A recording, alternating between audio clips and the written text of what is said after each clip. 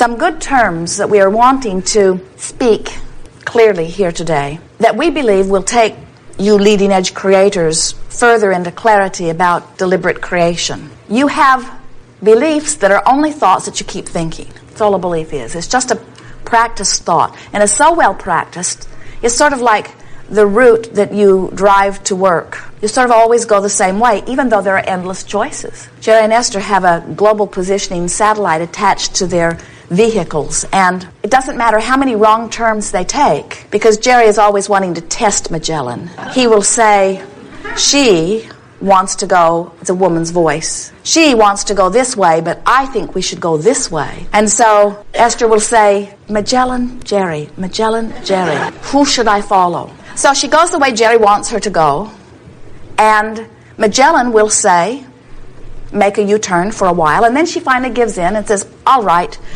if you want to go this way that I would not have chosen, now I will redirect you from where you now are. And so she will say, I've found you. She doesn't actually say that, but her needle points in that direction, and then she begins to speak again. She does not make them go back to their point of diversion. She regroups from wherever they now are and makes a new plan. And that's the way we want you to begin to think about your beliefs. You can make a new plan because there are many, many ways to where you are wanting to go. And sometimes the route that you have defined as the best route isn't. And you can tell, and only you can tell, as you compare where you are to where you have decided for now that you want to be. And it's a never-ending changing process. In other words, you get to change. Source energy will assist you as often as you like. There is no end. There are many more than 3 wishes. There is no end to the universe's ability or willingness to yield to you that which you are asking for. So, as we see you standing in your now, we can feel within you vibrational patterns that could be called beliefs. We would like to soften that by just calling them dominant thoughts. And we want to help you to realize that the reason that they are dominant thoughts is only because you've practiced them. You've made them dominant. And they're not dominant because you've practiced them for a long, long time and all those years add up to something like a big bucket of heavy thoughts. In other words, it's not like that. You are an in this moment transmitting and receiving mechanism. And so the only thing that we're talking about when we talk about dominant thoughts or beliefs is your propensity to think that way. You get that? In other words, it's not that there's this big bucket of thoughts that now you've got to change one at a time or get rid of. It is that you have this habit of thought, this propensity to think this way, that you can change much more easily than you currently believe. So, for example, when you think about the subject of dollars, does the subject of dollars or financial abundance, does it feel to you like freedom and excitement and anticipation of that which is to come? Or does the subject of dollars feel to you like worry or struggle, uneasiness? You can tell. In other words, sometimes people will say, well, it's a little bit of all of that. And we say, but you can tell which of those is most frequent. You can tell which of those choices is the dominant thought. When you think about your predominant relationship, does it feel like fun and fancy and freedom and joy, expansion? Or does it feel like hard work and struggle? You know, there isn't anyone who cannot answer that question easily. When you think about your physical body, does it feel hearty or tentative? Does it feel good feeling, flexible, free? Or does it feel a bit bound, worrisome? You can tell. Now we know there are some mixtures, but we want you to just for a little bit focus upon which is dominant, because when you understand which is dominant, all that means is that's the likelihood of the route you're going to take. So if something in your now, contrast, helps you to conclude a desire about your body or about your dollars or about your relationship or about anything, and as those desires are born, it activates right away whatever vibration you've practiced most. It's like picking up a stick that could vibrate on either end, and whichever end you've been practicing the most begins to vibrate. So what we are suggesting to you is that sometimes as you introduce to yourself a new desire, The belief that you've practiced doesn't harmonize with it. And that's when you begin to feel that negative emotion. That's when you begin to feel doubt or fear or uneasiness. In other words, that's your indicator that you are not in alignment with your own desire. That's a powerful statement, alignment with your own desire, because when you line up with you, all things are a go. In other words, when you line up with you, that is so important to understand. The only thing that you need to do is line up with you. You don't have to line up with anything else. You don't have to get the world to agree with you. You don't have to understand what the world understands. You just must be in alignment with you, because universal forces are yielding to you your desire, and as long as you are a match to your desire, then there is no resistance, and there is easy manifestation or physical compliance with the idea that you have set forth. So it is a lovely thing when you begin to consciously be aware of what your dominant vibration is. Now, when we talk about a dominant vibration, the other word that we want to exaggerate and emphasize here today is activate. Because, as we said earlier, you don't have this bucket of beliefs that you need to deal with. You have these potential thoughts that could be activated. And a dominant belief is just one that you activate frequently. In other words, you might even call it easily activated because you've practiced it so much. So, when you think about your radio, and there's something that you want to listen to on 101 FM, you wouldn't say to your friend, well, I think I'm going to set it on 98.6 and see what happens. You would set it on the frequency that matched the signal that you were wanting to receive. Same thing with your beliefs and desires. If you have a desire set on 101 FM and your belief is set on 98.6, there is some resistance within you that's not going to give you the manifestation that you want. Are you getting a sense of how it works?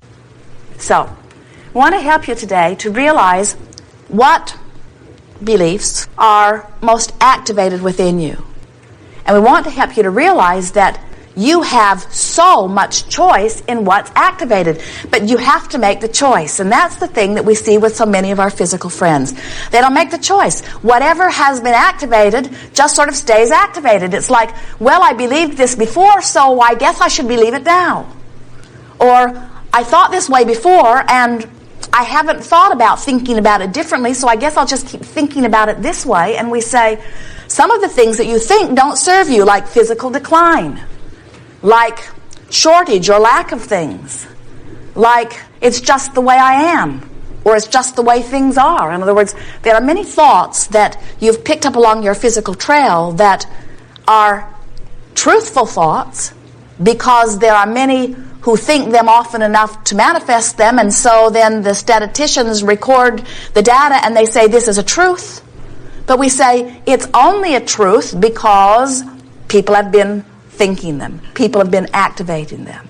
You can make any truth you choose your truth. Sometimes we will hear you say, well, there is this truthful thought of the way I am. In other words, my body's not working very well these days, and I don't have as much money as I want, and my relationship stinks.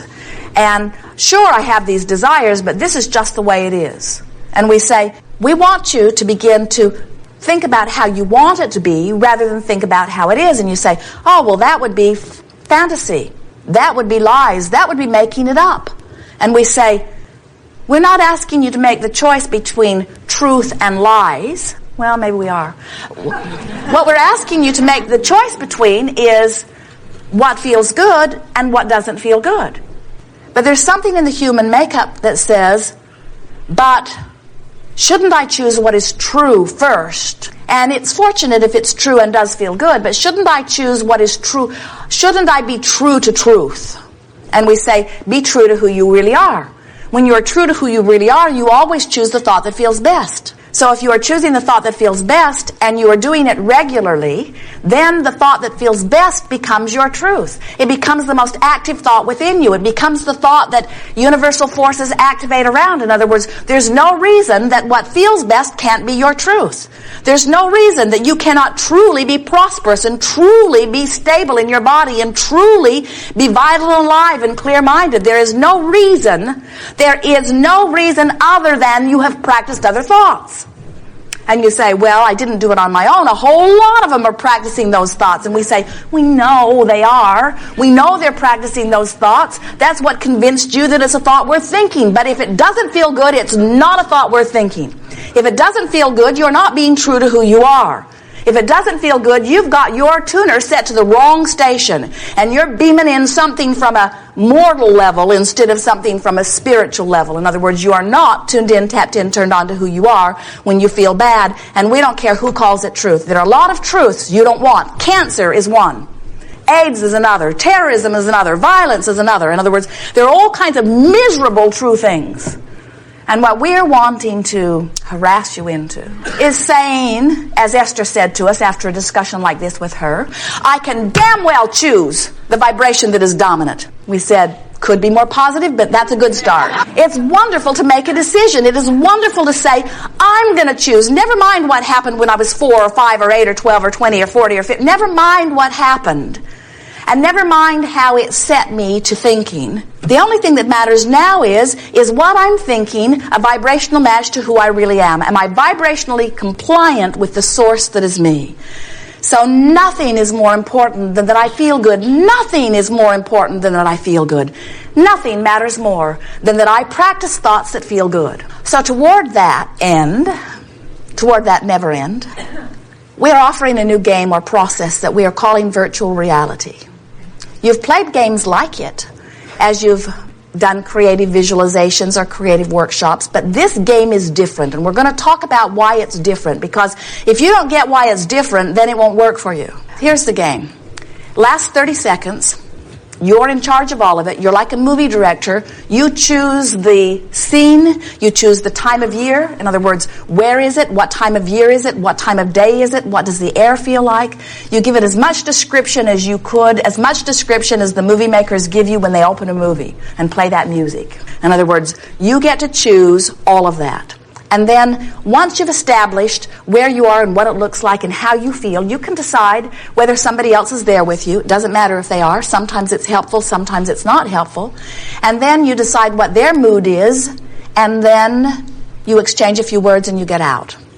The process is get in, feel good, get out. We were visiting with a woman recently who said, I'm in my backyard. And we said, you have endless choices, but the backyard is a fine choice. And we said, what time of day is it? What does it look like? And she began a very clear description. And then she began talking about how this flower was about to bloom.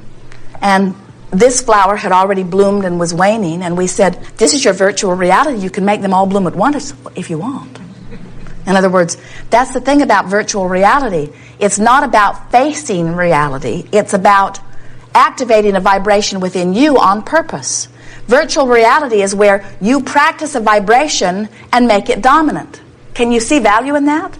In other words, if something happened when you were 2 and became a dominant vibration for that day, and then you and your family talked about it so that it was a dominant vibration for that week, and then you kept remembering it, and then you repeated it to friends, and then you began attracting other people who had similar experiences, so ever since you were 2, that was a dominant vibration, don't you think it could be of value to get into a virtual reality and practice some other vibration to make it dominant? In other words, you're not stuck with what got started back who knows when. You get to choose, and over a very short period of time, you can make any vibration of your choice a dominant vibration just with a little bit of practice. So, virtual reality is not a place where you go to fix something. In other words, you would not create a beautiful house and notice that the roof was leaking and then bring in a repairman. He tracks up your rug, overcharges you, you wrestle him to the ground, make him make it right, and you triumphantly win with your struggle justifying your existence. When you go to your virtual reality, you get to make everything exactly the way you want to make it. The only thing that virtual reality is used for, as far as we are encouraging, is a place that you go to feel good and practice feeling good in 30-second snatches until you begin to activate within yourself vibrations like that. In other words, this is the way you begin to offer your vibration purposefully. We were visiting with a friend who took us to Hawaii. We were on the beach, lovely time of day, nice and warm. She was dressed in her beach clothes. Her feet were bare and in the sand. It was a beautiful vista, beach activities going on all around her. Barbecue smell of food, people playing in the surf, music playing off in the distance. Perfect time and place. And then we said, who else is there? And she said, my son. At which point her virtual reality went south.